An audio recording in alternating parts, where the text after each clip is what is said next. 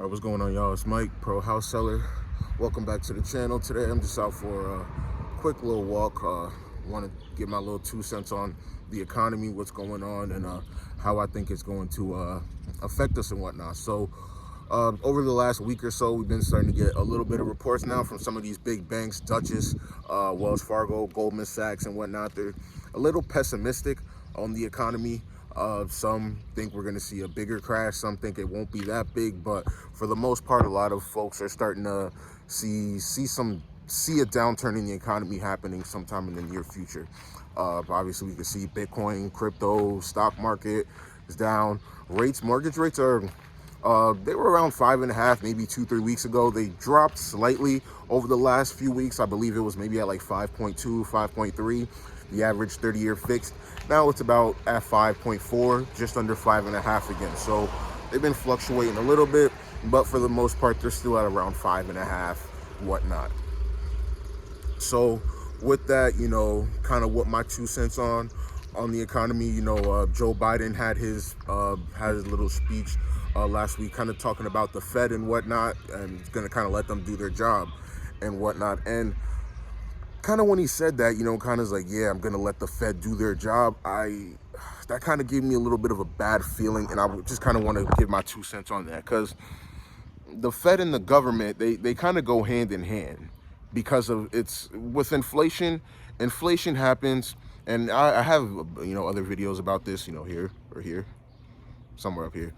You can go watch those after this, but pretty much to dumb it down, inflation happens, when the government spends way more money, or just spends more money in general than what they collected in taxes.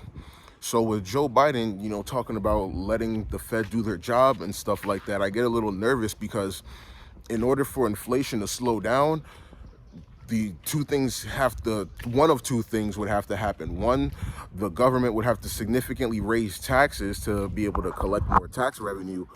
That's not very popular either. And the other one is either that or the government cut spending. Are they really going to cut spending? I don't know. I doubt it. I mean, they usually don't. They never do. So with the government not likely to cut spending, and no politician really is going to go win an election campaigning for higher taxes, the Fed will have to raise rates significantly. Now, if that happens, yes, I think they're going to push us into a recession, maybe even a depression if that happens, because we're so levered up. But now, what is the Fed going to do after that? Are they going to let these companies that are levered up to their eyeballs die out and get bought up by bigger firms, or, let their assets die out? Or are they going to bail them out? Because if more and more money keeps getting added to the system, inflation won't be stopped. We have to stop adding money to the system, or significantly tax the money that's already in the system, both which are not popular choices. So again, what the extent will be, nobody really knows. Everybody has their 2 cents. Again, some say we're going to see a big one, some think we're going to see a little one. But with mortgage rates rising, it's going to slow down the housing market a little bit.